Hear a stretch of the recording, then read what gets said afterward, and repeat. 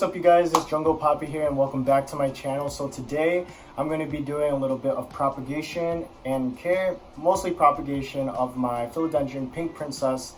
So yeah, and hopefully you guys like this new background. I thought, and I got a lot of suggestions from my friends saying that because it's a plant channel, maybe my background should have some plants. So hope you guys like this. Let me know. But yeah, let's get to the video. Alright, so here's the plant that I'm going to be cutting and propping, and it is my Philodendron Pink Princess. So the reason why I'm going to be propping it is because of all this bare stem. So I really think that it's time to give it the big old chop. And right now it's like, it has like its tendencies to put out all pink leaves like these. You can kind of see that the new leaf here is going to be all pink again. All these chop areas are all the leaves that were pink, fully pink, and I had to cut them back because they were just dying. So I didn't want to waste the energy of the plants. So here's a really beautiful leaf. So these are the leaves that I'm trying to really get, but I mean, pink leaves are beautiful too. But again, going to be propping it just because of all these bare stems. But yeah, I just keep this plant in the front yard and it gets like morning direct light, and then in the afternoon it gets shade like right now, but it's morning right now. But yeah, let's get it propping.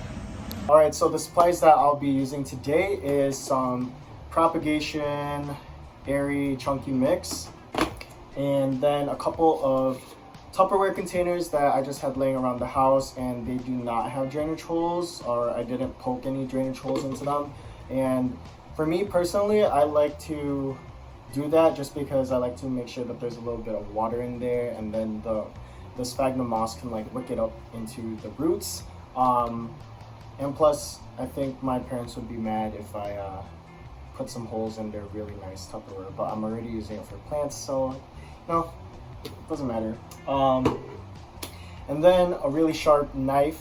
I typically don't like using scissors when I propagate, just because I don't like to crush the stem when I am cutting the plant. So a nice sharp blade to just make that clean cut. And obviously we need the plant, so let me get that.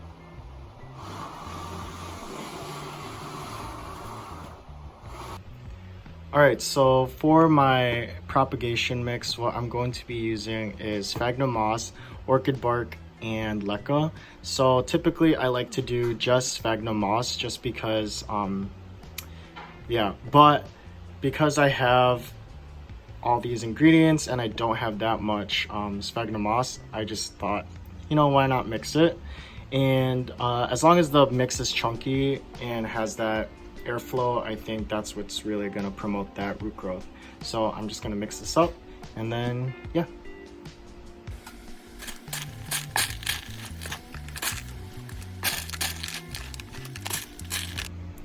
All right, so here is the mix all mixed up, and yeah, as you can see, very chunky, very airy, but we'll definitely keep the moisture inside. So yeah, let me wash my hands. Alright, so again, where I plan on cutting it is definitely taking a top cutting and probably gonna take some node cuttings, but I don't know. I already see that there's a little node here that is activating, so maybe I'll like chop right above there. And for those that don't know, a node is basically the joint where the leaf or the petiole, this is the petiole, this is the leaf, touches the stem. So just cut right above there, and you can kind of see the aerial roots or the root buds or whatever. So definitely cut below that. And yeah. Okay, so now that I kind of pre-planned where I'm going to be cutting the plant, now it's all about doing it. And I mean, I've done this before, it's just always so scary, so sad. So I am taking my knife and deciding where I'm going to be cutting, and I think I will be cutting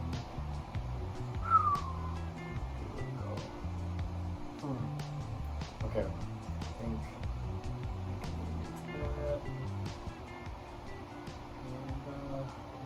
snip right.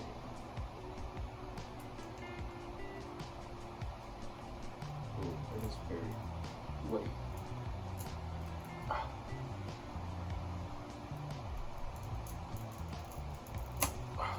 Okay.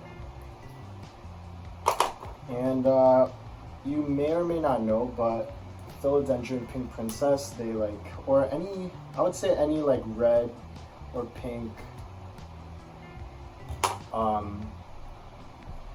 plant or philodendron will start to bleed.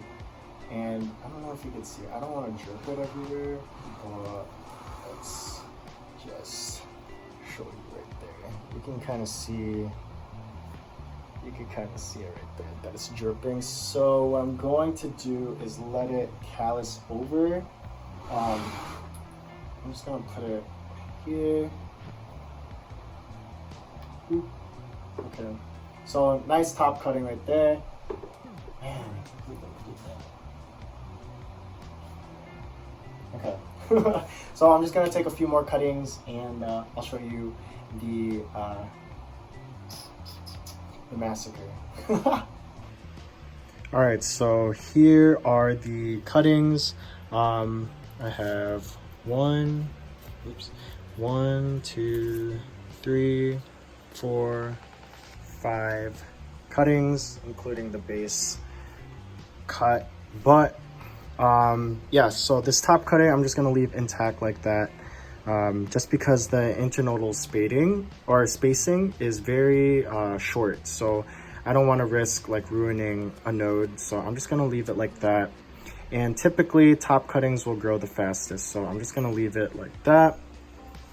I have 3 leaf cuttings over here, or leaf with node cuttings. So you can see that there, just making sure that I didn't cut into the bud. And here is just a larger, I would say maybe 3 node cutting. But yeah, I didn't like the top cutting. I'm not gonna chop it just because I don't want to risk cutting the bud. But here I just took off the petiole to kind of expose the, where's the light? To expose the growing bud. So right underneath there, underneath this petiole is the bud, and that's where it's going to grow out. You can kind of see it here a little bit more better. That's where the new shoot or the new growth will come out. So let's get started with potting these cuttings up. So this one, or maybe for this plant right here, this cutting, I'm gonna put it in a glass container from a bubble tea place. But sometimes I like using clear containers just because I like to see the root development, as well as to check if it needs some watering. But yeah, so what I'm going to do is put some of the mix inside. And I don't want to pack it in. I just want it to be, you know, fill up the space. Again, just making sure that it's airy. The worst thing that you can do is you know, pack the roots in tight, no airflow. That's kind of what is gonna promote that rot. So keep it light, keep it airy. And let's put the cutting inside here.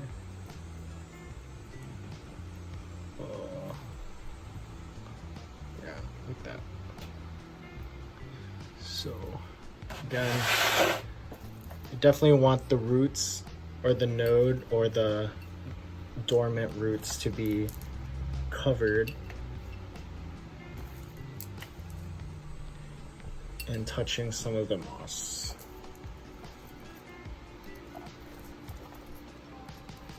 Just putting some there.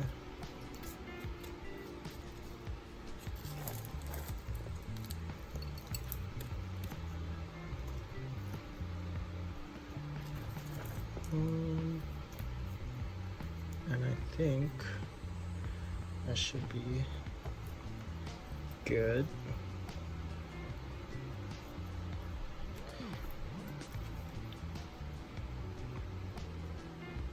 So most likely the growth on this one will just come from the top growth point right there.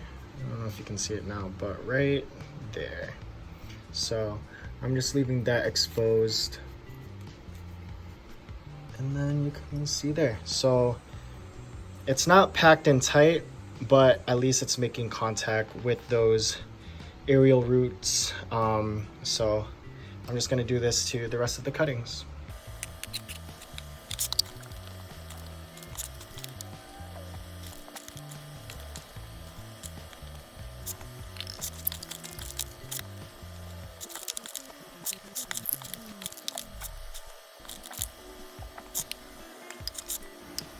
Alright, so I am done with potting them up. So you may notice that some of them I did use saran wrap or plastic to kind of cap it off and just lock in the moisture again to help me not forget to water and extend the watering. So yeah, so we got the top cutting right here. We have a couple of the leaf cuttings. And then this one I didn't wrap in saran wrap because I'm going to be putting it in my prop box and kind of see how that one, takes. And then here is the 3-node leaf cutting. And over there is the base. So this bottom cutting I'm just going to put back outside and hopefully that node will activate. But everything else I'll keep indoors, put it in a bright indirect light and keep it warm. Maybe I might put a heat mat underneath it, but yeah. So hopefully you guys learned something from that and kind of learn my process in propagating. This is not just what I do for my Pink Princess, but pretty much what I do for most of my plants that I propagate. If they're like larger plants, but if they're smaller plants, I just put them in little cups and put them in my prop box. But yeah, so I'll do an update video once there's something to update on. But again, thank you guys for watching. Hope you learned something, and check me out on Instagram at jungle_poppy, and happy growing.